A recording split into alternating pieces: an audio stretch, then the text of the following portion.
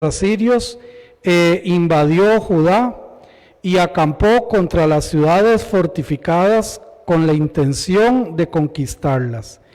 Viendo pues Ezequías la venida de Sennacherib y su intención de combatir a Jerusalén, tuvo consejo con sus príncipes y con sus hombres valientes para cegar las fuentes de agua que estaban fuera de la ciudad, y ellos le apoyaron. Entonces se reunió mucho pueblo y cegaron todas las fuentes y el arroyo que corría a través del territorio, diciendo: ¿por qué han de hallar los reyes de Asiria muchas aguas cuando vengan? Después, con ánimo resuelto, edificó Ezequías todos los muros caídos e hizo alzar las torres, y otro muro por fuera. Fortaleció además a Milo en la ciudad de David, y también hizo muchas espadas y escudos. Ya hemos visto cómo era este rey, todo lo bueno que había hecho, pero entonces vienen los problemas, porque la vida es así, no todo en la vida es color de rosa, no todo en la vida son miel, ¿verdad?, sobre el cereal, sino que vienen también problemas. Y cuando se presentaron los problemas, recordemos que Ezequías sabía muy bien la fuerza que tenían los sirios y los asirios. Lo tenía totalmente claro. ¿Por qué? Porque ya precisamente Israel ya había caído, ¿recuerdan? Ya Israel había caído, ya Israel había sido conquistada, las 10 tribus fueron llevadas y solo quedaron ahí las personas humildes, solo quedaron las personas sin fuerzas, solo quedaron las personas que no tenían mayores posibilidades. Y este rey, estos asirios vinieron y sitiaron Judá. Ahora recuerden que la costumbre, ahorita vamos a ver por qué este ejército era tan poderoso y donde llegaban conquistaban, tenían una estrategia que hoy la vamos a ver.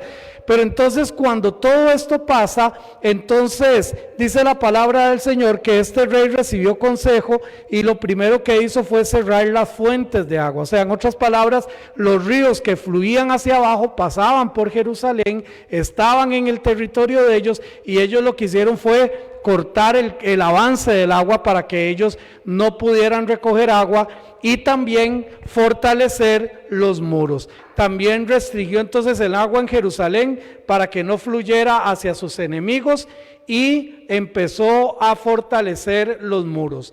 De esto podemos entonces aprender importantes y verdades espirituales. Primero, para el mundo vienen tiempos de tinieblas. Los muros se fortalecen al obedecer la palabra de Dios y sus estándares. Ahora recordemos, hermanos, que vamos a tener aflicciones. Como seres humanos todos vamos a tener aflicciones. Como iglesia, ¿ustedes creen que no vamos a tener aflicciones? Claro que también como iglesia vamos a tener aflicciones.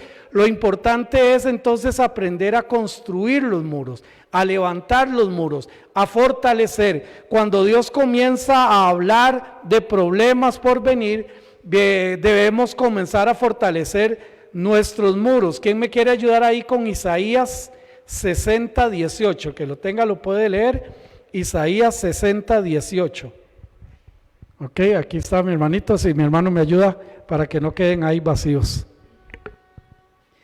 Nunca más se oirá en tu tierra violencia, destrucción ni quebrantamiento en tu territorio, sino que a tus muros llamarás salvación y a tus puertas alabanza. Entonces vemos que cuando ellos levantaron estos muros era precisamente para fortalecerse, y que nosotros en nuestra vida espiritual tenemos que aprender a levantar muros. Muchas veces vivimos como de la renta, ¿verdad? O como decía un pastor amigo mío, a veces la vida del cristiano es una vida de bomberos, porque andamos apagando incendios. Entonces, se me presentó esta situación y voy y apago ese incendio, le pido a Dios que me ayude, ya se apagó el incendio y apareció otro por allá. Y a veces nuestra vida espiritual es exactamente igual. En lugar de tener tiempos para fortalecer, tenemos que andar pidiéndole perdón a Dios porque andamos casi cayéndonos, y cuando ya vamos un poquito firmes, otra vez estamos en lo mismo. ¿Me doy a entender? Y entonces nosotros tenemos que aprender a fortalecer nuestra vida espiritual, a poder fortalecer nuestros muros personales y espirituales, para que en el momento de la batalla, para que en el momento del problema podamos salir adelante. Los muros se fortalecen al obedecer en medio de tiempo que estamos viviendo, aprender a obedecer la palabra de Dios. No es popular, no es lo común. La gente dice que un libro aguanta, es una hoja que aguanta lo que le pongan. La gente ataca la palabra de Dios. No, que eso ya no quiere decir esto. La gente dice, no, es que eso era en otra cultura. La gente dice, no, es que ustedes son unos dinosaurios porque piensan así. La gente puede decir lo que sea. Nosotros tenemos que aprender a amar y respetar la palabra de Dios, a vivir conforme lo que la Biblia dice y no conforme lo que este mundo dice. Restringir el agua y no permitir que ésta fluyera hacia los enemigos habla de preservar nuestros pozos de agua, habla de preservar nuestra relación con Dios. En muchas ocasiones, hermanos, nuestra relación con Dios a veces es la parte más descuidada de nuestra vida, y tenemos que tener tanto cuidado con esto, porque a veces tenemos todo el tiempo del mundo para trabajar, todo el tiempo del mundo para atender la familia, todo el tiempo del mundo para disfrutar, relajarse, pasear, pero ¿cuánto tiempo realmente yo estoy dedicando a esas fuentes de agua en mi vida espiritual? ¿Cuánto tiempo realmente? ¿Qué recursos utilizo? Ahora hay tantísimos recursos, pero tantísimos recursos, ¿verdad? Que antes uno tenía que ir a la librería, ¿verdad? A comprar algún poemita bonito, alguna frase bonita, ¿verdad? Que hacían en una tarjetita y, ¡ay, qué linda esta tarjetita! Y la voy a comprar y la ponía ahí en la Biblia. Ahora en el teléfono le llegan por montones. Pero ¿cuántas veces llega una postalita de esas? ¿Cuántas veces llega un mensajito de esos? Y nos ponemos realmente a pensar en eso, a analizar. A mí me llegó una, creo que no ando en mi teléfono, lo dejé en la oficina. Me llegó una muy bonita que decía, antes de conectarte, entonces pregunta, ¿ya oras o has orado? ¿Leíste la Biblia? ¿Tuviste comunión con Dios? Si ya cumpliste esos 5 pasos, 5 pasos que están allí, ahora entonces sí, conéctate. Si no, no va a ser el tiempo de buscar de Dios. Siempre hay tiempo para todo y muchas veces hay muy poco tiempo o casi nada. El ser estratégicos en las cosas del Señor es importante, siempre dependiendo de Dios. Esto es, hermanos, como cuando alguien va haciendo una buchaquita, ¿verdad? Un ahorro, haciendo un ahorro y dice, bueno, esta platita no necesariamente necesite gastarla, la voy a guardar, y llega un imprevisto. Y llega una situación que usted no pensó que iba a pasar, no pensó que iba a necesitar, y usted dice, tengo recursos aquí. Ay, gracias, Señor, porque aquí tengo de dónde agarrar. En la vida espiritual es igual.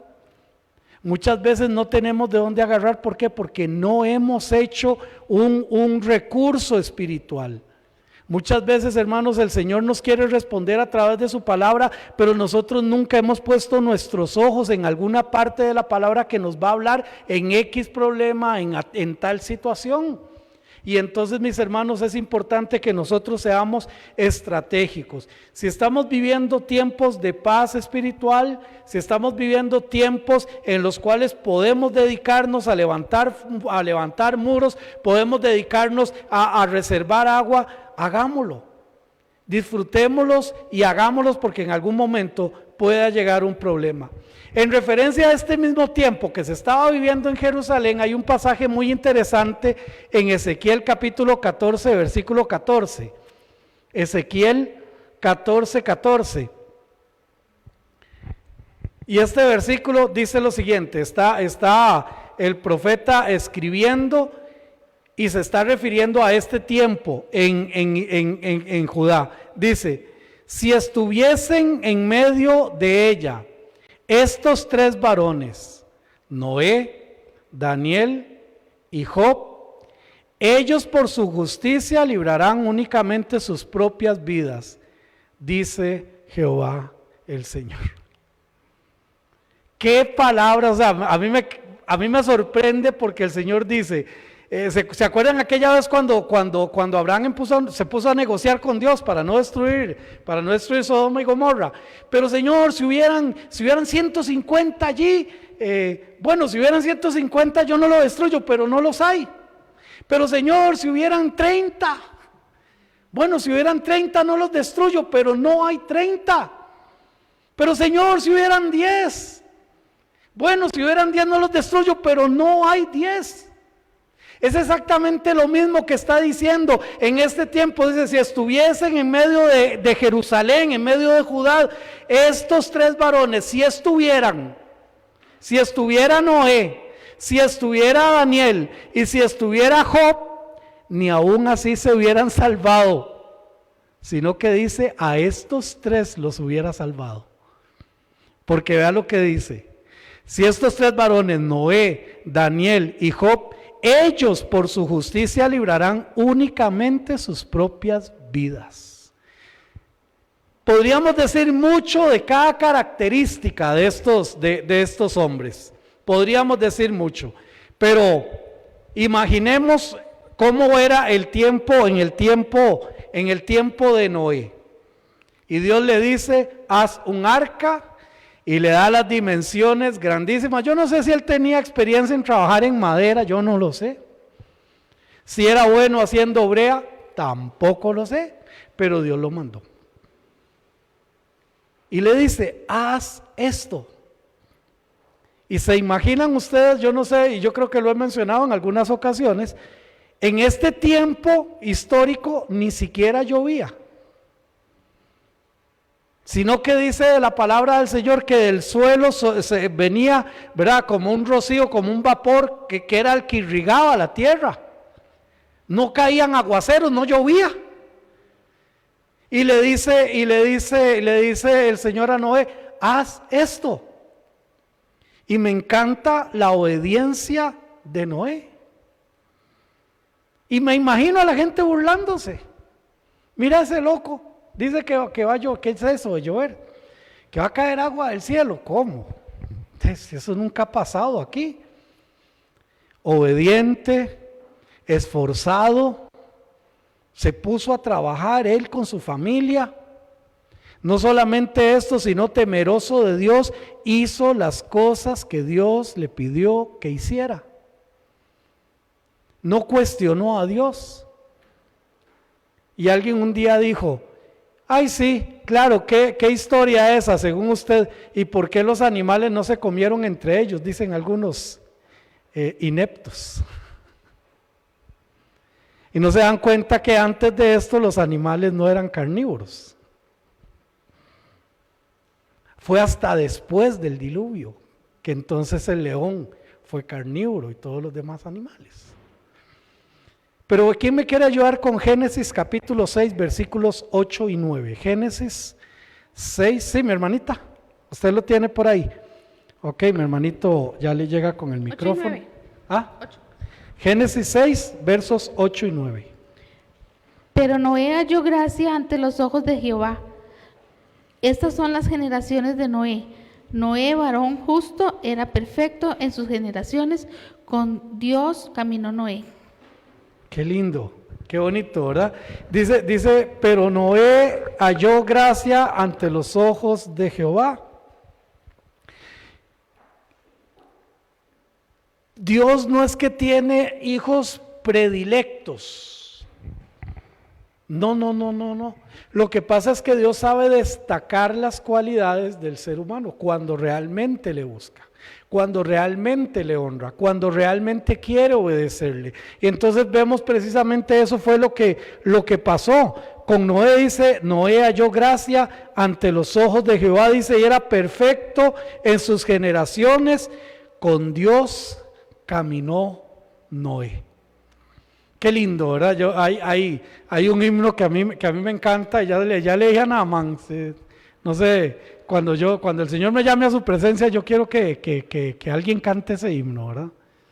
Y dice, dice en el coro, Cristo mi camino guió, paso a paso me guió. Al final de la jornada, a los ángeles diré, Cristo mi camino guió. Qué lindo. Poder decir, y dice la palabra del Señor, no lo dice Noé. Noé no dice, yo caminé con Dios. No, dice Dios, dice, con Dios caminó Noé. Fue Dios el que lo dijo. Y qué bonito poder aprender de estas características de Noé. ¿Y qué podríamos decir de Daniel? ¿Qué podríamos decir de Daniel? Daniel fue un hombre de oración. ¿Recuerdan cuando lo fueron a acusar? Y es muy interesante porque cuando llegan a acusar a Daniel y vienen y les dicen los sátrapas, le dicen al rey, 3 veces al día ora Daniel, pero si usted lee anteriormente se da cuenta que solo una vez lo vieron orando. Porque lo vieron orando y se fueron a decirle al rey. ¿De dónde agarraron esa información? Porque era la costumbre de Daniel orar 3 veces al día. Era la costumbre de Daniel orar 3 veces al día. Y entonces era un hombre de oración, era un hombre prudente. ¿Recuerdan cuando llegaron los eunucos y los trajeron a ellos, verdad? Recuerden que estos eran los primeros esfuerzos por llevar la civilización. Entonces se trajeron a los príncipes, se trajeron a la gente, a los muchachos que eran inteligentes, que eran de buen parecer, y entonces les querían enseñar todas las costumbres de Babilonia para que después ellos se fueran allá y metieran o pudieran permear a su pueblo con las costumbres babilónicas. Pero Daniel no se enojó con ellos. No, ¿cómo se le ocurre? ¿Usted cómo va a dar de eso? Yo no lo voy a hacer. Sino que fue ¿qué? Prudente. Y entonces le dijo, vea, por una cuestión no vamos a comer, pero vamos a hacer un trato. Tráiganos legumbres. Ya le doy la palabra, hermano. Tráiganos legumbres, tráiganos verduritas, tráiganos de estas cosas, y usted va a ver que en unos días va a comparar si estamos débiles delante del rey, pues, y si no, va a ver usted la diferencia. ¿Sí, mi hermano? Justamente pensaba en ese detalle. Daniel 1:8. Y Daniel propuso en su corazón no contaminarse con la comida del rey. Muy interesante, él lo propuso, ¿verdad?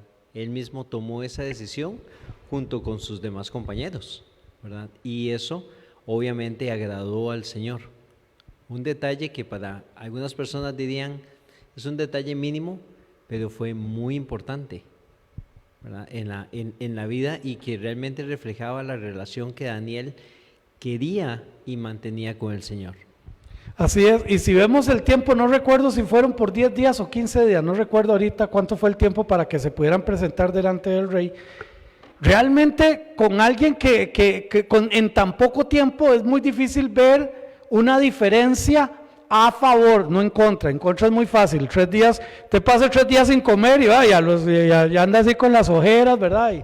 Y le pasa la de la favorita, esa creo que era de Madagascar, ¿verdad? Que el león veía a la cebra como un bistec, ¿verdad?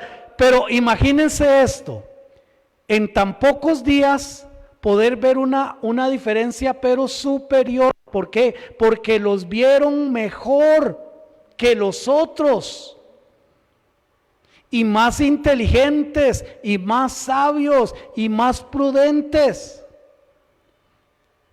¿Era o no estratégico Daniel? De hecho, Daniel fue el que se puso a contar 70 años, pasó con Babilonia, y luego vinieron los otros y más bien se echaron a los babilónicos, y ahora pasó este tiempo, y yo he venido, ya estamos en los 70 años, ya el Señor entonces nos va a volver. ¿Era o no era estratégico? Claro que sí. ¿Y qué podríamos decir de Job? Job, una persona paciente, confiando en Dios y humilde. características de Job. ¿Podríamos sacar más características? Sí, pero quisiera yo preguntarme a mí mismo, ¿será que yo soy por lo menos como Noé, obediente, esforzado, temeroso de Dios? ¿Será que yo tengo algunas de las características de Daniel? Estratégico, prudente, hombre de oración, dispuesto a obedecer a Dios. ¿Será que Marvin Blanco tiene algunas de las características de Job? Paciente, confiado en Dios, humilde. Porque si este fuera el caso, probablemente yo también me voy con todos a Babilonia, porque ni parecido. Decía por allí un dicho español de hace muchos años: no nos parecemos, pero ni en lo blanco de los ojos. Completamente diferentes. Y el Señor dice, si solo estos tres estuvieran, solo estos tres, a ellos los salvo, a ellos los libro. Pero no estaban ninguno de estos tres. El estándar para ser preservados es mucho más alto en tiempos de juicio que en los tiempos de calma. Repito esto, el estándar para ser preservados es mucho más alto en tiempos de juicio que en tiempos de calma, porque en los tiempos de juicio, en los tiempos donde se necesita demostrar qué somos, qué creemos, del lado de quién estemos, ahí es donde se va a ver. Porque es muy fácil ser cristiano dentro del pueblo de Cristo, ¿verdad? Qué sencillo. Pero ser cristiano allá afuera. Anoche estaba con mi esposa y entonces vimos otra vez la película Dios no está muerto. Qué película más linda, ¿verdad? Y si no la ha visto, véala. Dura como 2 horas, creo, por ahí. Ya la verdad no me acuerdo. Pero una película hermosa, una película hermosa. Qué lindo comprometerse con Dios. Qué lindo decir, Señor, yo no sé cómo, pero para allá voy. Voy a obedecerte. No tengo todas las respuestas, pero sé que tú me las vas a dar. No tengo toda la sabiduría, pero sé que tú me vas a guiar. No tengo todo el conocimiento, pero tú me vas a hacer entender lo que yo realmente necesito comprender. Así que en estos días si van a estar metidos en la casita, la mayoría de mi hermana sí, ¿verdad? Porque usted yo creo que ahí no puede ni salir cuando pasan ¿verdad?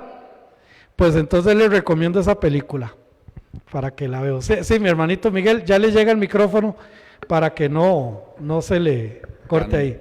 Cuando uno se compromete de esa manera, el Señor es capaz de mover toda una nación, porque cuando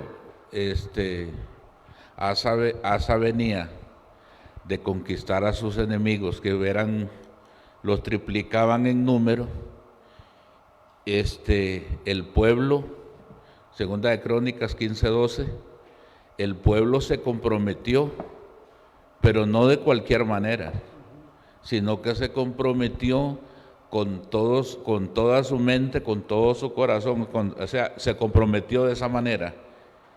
Y el Señor se volcó con Judá. Tal fue así que en Judá se aplicó aquella canción que decía: no hay cama para tanta gente.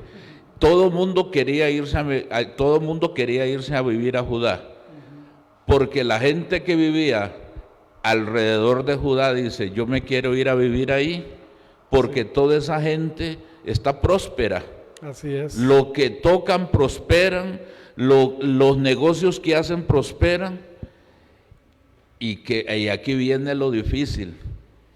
¿Se imagina que la PIBC tomáramos esa actitud y que la gente dijera: mira, yo voy a irme a congregar a la PIBC porque yo no sé qué está haciendo esa gente, pero yo veo son unas filas de carros que hay ahí que Dios ni en sueño las puedo tener, tienen los mejores trabajos, los hijos de ellos no andan metidos en drogas, no andan metidos en nada de eso. Yo me voy a ir a meter ahí porque si algo están haciendo, están siendo bendecidos. ¿Se imagina que la gente pudiera ver eso en nosotros como lo vieron en el tiempo de Judá? ¿Qué fue lo que cambió ahí? La forma en que ellos buscaron de Dios. O sea que uno esto no lo tiene que tomar a la ligera, porque eso tiene consecuencias buenas o consecuencias malas, depende cómo nosotros lo hagamos. Claro, y no se trata de asuntos económicos, aunque siempre vienen después, pero la prosperidad espiritual siempre es muy importante. Pero del otro lado de la historia, mis hermanos, no solo tenemos a Ezequías que toma estas acciones, sino que tenemos a Sennacherib, quien comenzó a moverse conquistando las naciones, nación tras nación, ciudad tras ciudad, traían sus dioses, trataban de detenerlos y no podían. Así fue cuando llegó a Judá y empezó a capturar pueblo tras pueblo, abatiéndolos. Uno de los monumentos más grandes de Nínive era un mosaico, el cual muestra cómo el rey de Asiria tomó la ciudad de Laquis. Hoy está en la galería de Laquis en el Museo Británico. Los asirios conquistaron ciudades construyendo montículos de tierra y rampa que subían a los niveles a los invencibles muros de las ciudades, los cuales supuestamente nadie podía escalar. La forma de conquistar de ellos era esta. Ok, el muro está allá, son, no sé, X cantidad de metros. No hay problema, empezamos a poner tierrita, y tierrita, y tierrita, y tierrita, y tierrita, hasta que llegaba el camino a donde estaba la altura del muro. Y entraban y conquistaban cualquier nación. Esta era la forma que ellos tenían de conquistar y que fue súper efectiva, porque hasta ese momento nadie les había podido hacer frente. Cuando la rampa llegaba al tope del muro, los ejércitos se precipitaban a entrar y tomaban las ciudades. Cuando los asirios llegaron a las afueras de Jerusalén, Ezequías estaba rodeado por aproximadamente 185,000 soldados. Estos eran expertos en la guerra y estaban bajo el mando de Rabsacés, el general de Sennacherib. Él tenía un mensaje para Ezequías y el pueblo que salieran y se rindieran. Este era el mensaje, pero quiero antes de esto, ¿alguien se fijó qué fue lo que pasó con qué decía este hombre? Le decía que Ezequías como rey, ¿qué les estaba diciendo a ellos? ¿Verdad? Recuerden que él salía, pues, llamaba y entonces le decían, no, el rey de Ezequías a ustedes los está engañando. ¿Ustedes creen que nos van a poder? ¿Ustedes creen que van a poder hacer algo? Recuerden que ellos primero se instalaban y mandaban mensajeros a los pueblos. Y llegaba el mensajero y les decía, ¿ustedes están oyendo a su rey? Que resistan. ¿Ustedes creen que nos van a poder? Ese era el mensaje. ¿Quién me quiere ayudar allí con Segundo de Reyes, capítulo 18? Segundo de Reyes, hermanita Patricia, capítulo 18, versículos 31 y 32. Segundo libro de Reyes, capítulo 18. No escuchéis a Ezequías, porque así dice el rey de Asiria: haced conmigo paz y salid a mí, y coma cada uno de su vid y de su higuera, y viva cada uno las aguas de su pozo, hasta que yo venga y os lleve a una tierra como la vuestra, tierra de grano y de vino, tierra de pan y de viñas, tierra de olivas, de aceite y de miel, y viviréis y no moriréis. No oigáis a Ezequías, porque os engaña cuando dice, Jehová nos librará. Salían este coronel Rabsacés o Rabsaces, como quiera usted mencionarlo, que era el general de Sennacherib, y llegaba y les decía, mire, no le hagan caso al rey, no sean tontitos, vean, ustedes hagan un pacto con mi rey, y ustedes van a poder comer de sus vides, ustedes van a poder tomar de sus pozos, nadie les va a quitar nada. No es que Ezequías el rey los está embarcando a ustedes. Usted está creyendo en Ezequías y Ezequías no tiene la fuerza que tenemos nosotros. Usted está creyendo en Ezequías y Ezequías no puede con nosotros. Esas eran las palabras aproximadamente que este hombre les decía y que ellos estaban allí escuchando. Los cobardes seguramente se habrían entregado. La vida cristiana es de batalla espiritual. Aunque la tendencia de muchos es rendirse, el Señor dijo en Mateo 10:22, mas el que persevere hasta el fin, este será salvo. Ahora quiero explicar, como yo cada vez que toco este tema lo explico porque es importante. El Hijo de Dios no persevera para ser salvo, sino que como es salvo, ahora Él puede perseverar. ¿Me doy a entender, hermanos? Ahora puede perseverar. ¿Por qué? Porque ahora tiene a Cristo. No es que por perseverar en las cosas del Señor va a llegar a ser salvo. ¿Quién me quiere ayudar allí con 2 de Juan? Es un versículo muy evidente de esto que estamos hablando. Segunda carta de Juan, en el versículo 9. Vea lo que dice la palabra del Señor. Que estoy en segunda. Cualquiera que se extravía y no persevera en la doctrina de Cristo, no tiene a Dios. Y usted me dirá, pero parecía, sí, pero no tiene a Dios. Ay, pero predicaba, sí, pero no tiene a Dios. Ay, pero cantaba, sí, pero no tiene a Dios. Es que no se trata de lo que nosotros vemos, se trata de lo que Dios ve dentro del corazón, de eso se trata. No se trata de si tiene apariencia, si anda con Biblia, si tiene aquí, si tiene allá. ¿Recuerdan cuando el enemigo vino y sembró cizaña dentro del trigo? Y resulta que el trigo y la cizaña son exactamente iguales mientras están creciendo. Mismo tipo de hoja, mismo color de hoja, crecen a una altura parecida. No se puede saber cuál es trigo y cuál es cizaña. Y entonces le dijeron, Señor, manda a alguien al campo a recoger la cizaña. Y la cizaña es mala hierba. Y le dice, no vaya a ser que por agarrar una cizaña agarre un trigo. Déjelos que den ¿qué? Fruto. ¿Y saben qué es lo que pasa cuando está el fruto, cuando está la cizaña y a la par está el trigo dando fruto? ¿Saben qué es lo que sucede? El trigo, cuando empieza a dar fruto, se inclina por el peso del fruto. Y la cizaña permanece erguida. Cuando damos fruto, es cuando estamos inclinados delante de Dios. Amén. Cuando somos orgullosos, a mí nadie me tiene que decir nada. Yo vivo mi vida como me da la gana.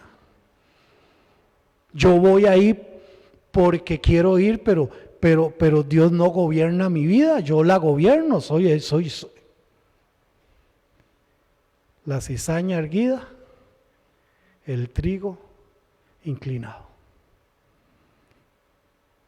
Y dice la palabra del Señor, no lo digo yo, cualquiera que se extravía y no persevera en la doctrina de Cristo, no tiene a Dios. Y sigue diciendo, el que persevera en la doctrina de Cristo, ese sí tiene al Padre y al Hijo.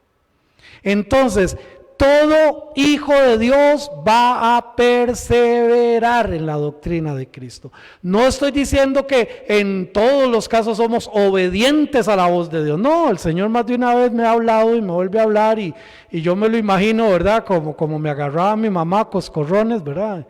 Que hace caso, que te estoy diciendo, que obedezca. Y ahí vamos, perseverando. Ezequías era un hombre piadoso que había experimentado una sanidad maravillosa, como ya lo hemos visto. Ahora había venido otra prueba. ¿Cómo son probados los hijos de Sión en el cuerpo y en las circunstancias? ¿Quién me quiere ayudar allá con Isaías capítulo 36, versículo 8? Por favor, Isaías 36:8.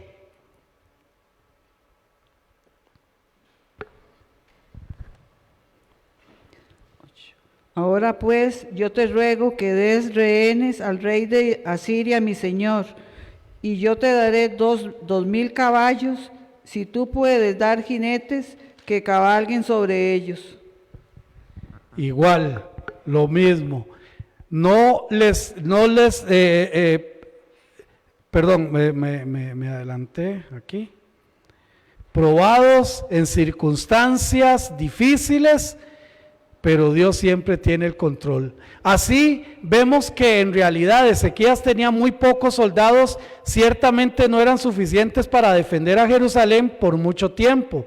Las probabilidades eran totalmente contrarias a él. Sin embargo, en lugar de ver a los 185,000 hombres, él prefirió volver su vista a Dios. No ver las circunstancias, sino ver a Dios. No ver los resultados, sino ver a Dios. Y aquí, mis hermanos, muchas veces nosotros nos hacemos, yo digo que a veces estamos tan preocupados o tan ocupados en algún problema que nos hacemos expertos en ese problema. Y entonces resulta que decimos, sí, esto es lo que me está pasando, pero si yo hago A, los resultados van a ser D, C, H, y si yo hago B, los resultados van a ser 1, 2 y 3, y si yo no hago nada, los resultados. Entonces somos expertos en el problema, somos expertos, pero dejemos de ver el problema y empecemos a ver a Dios. Sí, mi hermano, ahí le llega el microfonito para escucharle bien, hermano. Yo tengo esta opinión y usted me dice si estoy equivocado. Yo creo que Ezequías, para él fue como, ¿cómo le explico? Para él fue como un poco más diferente de tener una confianza plena en Dios, porque él había venido de dos sucesos importantes. El primero, que Dios le restituyó a él, que se estaba muriendo, le restituyó 15 años más de vida. Y la segunda, que le demostró que el poder de él era infinito cuando le retrocedió el tiempo a la inversa. Él le dice, para vos es fácil para acá, pero si lo haces para allá. Entonces él venía de dos milagros tremendos. Entonces él tenía esa, ¿cómo le explico? Él tenía esa convicción de que él sabía con quién estaba confiando. Porque viene esto también, que Raxés le dice a él, ustedes están confiando en Jehová Dios, pero nosotros venimos de destruir cualquier cantidad de pueblos que también habían confiado en sus dioses.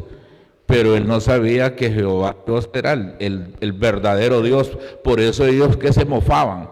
La última burla que le hace, le dice, si vos tenés 2,000 jinetes, yo te doy 2,000 caballos. Y él no los tenía, Vamos a ver, qué lindo sería si todos aprendiéramos esa lección, ¿verdad? De ver el poder de Dios, y eso fundamenta nuestra fe para seguir adelante. Pero en contraposición a Ezequías, voy con otro que se llama parecido, que es Elías. Después de matar a los 450 profetas de Baal, ¿qué pasó con él? Cuando le dijo Atalía, ¿cómo era? La mamá, Jezabel, le dice, voy a buscarlo para matarlo. Y acababa él de ver cómo Dios había respondido con fuego. ¿Y qué pasó con él? Se asustó y se fue y se metió a una cueva. Sería lindísimo, hermano, si en todos los casos pudiéramos ver eso. Vemos la mano de Dios y eso fortalece mi fe. Eso sería genial. Eso sería genial. Pero también le pasó a Pedro, después de la alimentación de los 5,000, después le estaba diciendo, lo vemos. Entonces sería muy lindo, pero bueno, aprendamos nosotros. Amén. Aprendamos nosotros. Ok, estamos viendo la mano del Señor, no importa lo que venga, yo sé que voy a ver la mano del Señor. Y es importante también esto. Entonces, las probabilidades eran muy pocas, pero él miró a Dios y no a los problemas. Ezequías le dijo a sus emisarios que se encontraban con el general en el muro, le decía: no le respondas. Vea, capítulo 18, versículo 36 de Segundo de Reyes.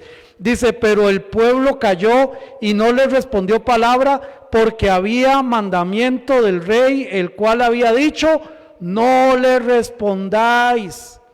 No se ponga usted a hablar con el enemigo. No le dé oído al enemigo. No le permita al enemigo que le hable y le hable y le hable al oído. No. Muchas veces, hermanos, no pasa ni la mitad de lo que nos hemos preocupado en esta vida por solo estar escuchando. Y que mire, y que lo que contaba mi hermanita ahora. Uy, no, por eso, vea lo que va a pasar. Y mire lo que, y mire por allá. Y nadie le dice nada bueno, ¿verdad? Nadie le dice nada bueno. Porque así es el ser humano.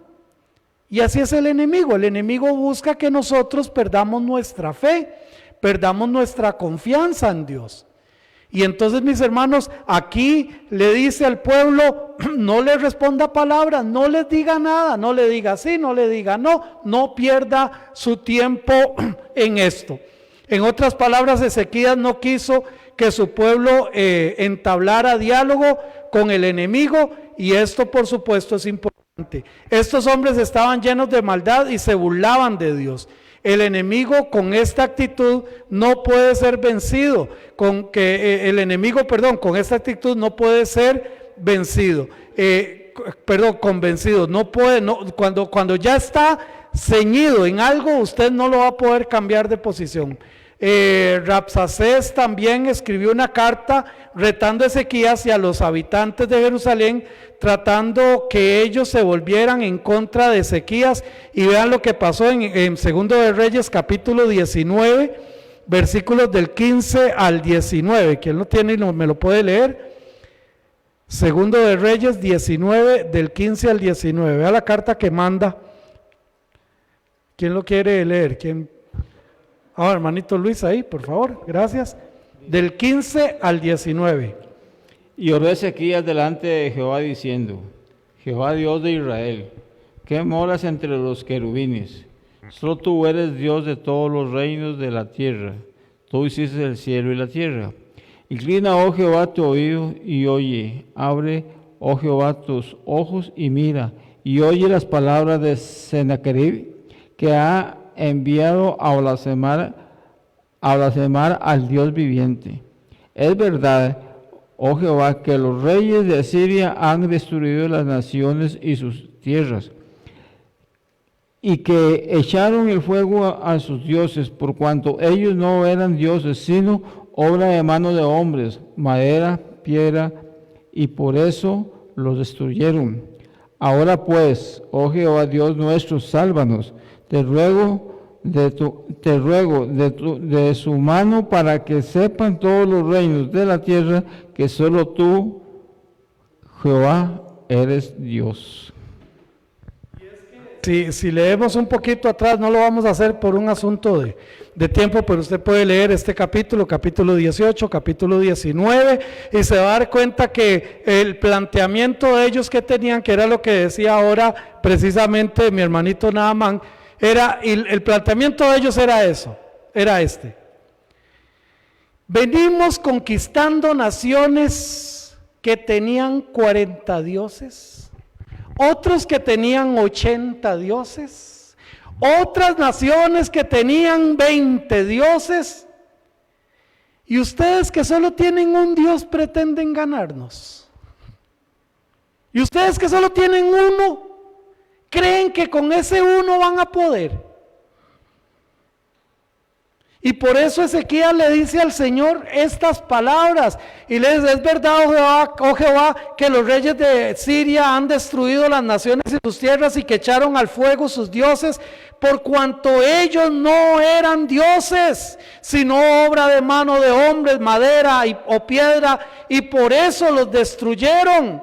Ahora pues, oh Jehová, Dios nuestro, sálvanos, te ruego, de su mano, para que sepan los reinos de la tierra que solo tú eres Dios. Qué palabras, ¿verdad? Qué lindo. Cuando la gente dice: ay, pobrecitos, ellos, ¿verdad? Es que ahí agarran la Biblia y le dan para arriba y le dan para abajo. Es que tenemos al Dios verdadero, amén. Tenemos al Dios verdadero, que vamos a vivir lo que Él quiere y permite en nuestra vida, lo vamos a vivir. Pero tenemos al Dios verdadero. Es muy interesante que Rabsacés supiera que el Dios de Judá había enviado a los asirios para pelear contra ellos. Y ahí está en el capítulo 18 de Segundo de Reyes, versículo 25, dice la palabra del Señor: ¿acaso he venido yo ahora sin Jehová a este lugar para destruirlo? Jehová me ha dicho: sube a esta tierra y destrúyela. Un mandato de Dios. Debemos entender que Dios controla a ambos bandos, hermanos. Controla a los buenos, controla a los malos. Pero recordemos las historias de los reyes anteriores, sobre todo los reyes de Israel. Dios le dio la posibilidad, por ejemplo, a Jehú de vengar a la familia. Tenía que castigar a la familia porque era mandato de Dios. Pero ¿cómo había sido esa venganza? Sanguinaria, sin escrúpulos. Mis hermanos, Dios todo lo ve. Todo lo ve. Y este rey venía aquí porque Dios había levantado la vara de su furor, y Asiria fue el instrumento para que fuera contra la hipocresía de la nación de Israel. Sennacherib le dijo a Ezequías: tu Dios me ha enviado. Aunque esto era cierto, Dios había determinado destruir Jerusalén. Sennacherib fue demasiado lejos y atribuyó su poder a sus dioses, burlándose del Dios verdadero de Judá. Mucha gente va demasiado lejos en lo que dice y cruza la línea al atacar a los piadosos, a los hijos de Dios. Esto es precisamente lo que está pasando precisamente hoy en día. Hoy en día no es popular ser cristiano. Hoy en día usted va a un banco y usted dice: soy cristiano, y la gente lo ve como bicho raro. Va a la universidad y la gente lo ve como bicho raro porque usted es cristiano, porque usted cree en Dios, porque usted cree en la palabra de Dios. Pero eso no ha cambiado. Lo que pasa es que ahora cada vez van tomando más fuerza y es más evidente ese ataque. Pero mis hermanos, eso es lo que está pasando y no va a dejar de pasar. Mucha gente va más allá. Y ahora con esto que pasó en los Juegos Olímpicos, precisamente solo para entender, se están preguntando algunos: ¿y qué hubiera pasado si la burla hubiera sido para los islámicos? Hubo un periódico francés, no recuerdo hace cuánto fue, que sacó una caricatura en contra del Islam y mataron a gente y quemaron ese lugar, los islámicos. Yo no estoy diciendo que sea lo que los cristianos tengamos que ir a hacer eso, como les decía el domingo, es la ira de Dios, no es la mía. Pero lo hicieron porque esa gente no aguanta nada. ¿Por qué no lo hicieron contra Mahoma? ¿Contra Buda? No, lo hacen porque los piadosos entendemos que son ataques del enemigo y entendemos que esos ataques vienen precisamente de las personas que no quieren honrar a Dios. Me faltan unas 5 o 6 filminas, pero como ustedes me conocen, yo no voy. ¿Qué no voy a hacer? No voy a correr.